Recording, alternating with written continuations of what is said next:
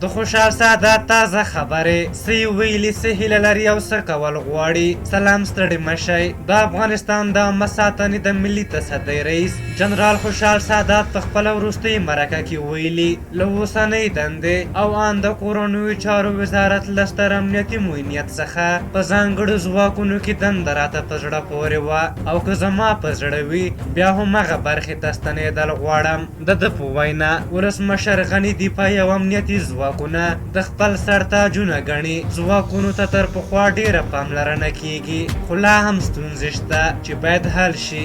دغه مشهور افغان جنرال ټینګار کوي چې د ځواکونو په ټیټ پوړو قومندانانو باید زیات کار وشي ځکه د جنګ اصلي قومنده د هغوی سره ده. خوشحال زیاتوي چې په ښه رهبرۍ د ملي ځواکونو لیکو ته د خلکو جلب او جذب هم زیاتیږي.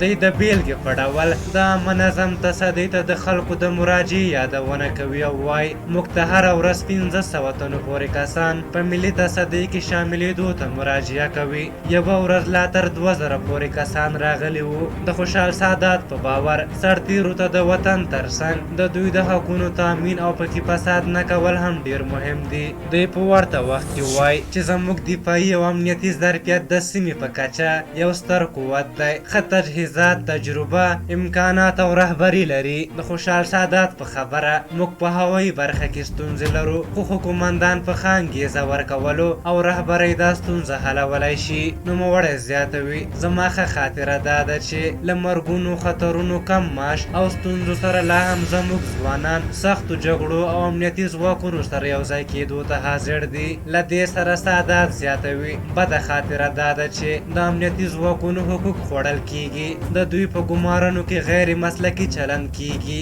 په مختلفو سطحو کې دا ستونزه موجوده ده. سادات له پخوانۍ دندې څخه اوسنۍ کې ځان راحته ګڼي او وایي اوس کافي خوب کوم. پخوا مې د کار ساحې فرق کاوه، اوسنۍ دنده او ژوند مې نورماله دی. د خوشحال سادات د معلوماتو له مخې د کمال خان بند په شان له ملي شتمنیو دفاع او نورو ساتنه د ملي تصدۍ تر ټولو لویه کاري لاسته راوړنه ده. په هر حال تاسو د خوشحال سادات د خبرو په هکله څه نظر لرئ؟ خپل نظرونه هم راته په کمنټ کې ولیکئ. که زموږ ویډیو مو خوښه شوې وي ضروري لایک کړئ. تر بلې ویډیو مو په لویه بخښونکي خدای سپارم. د الله په امان.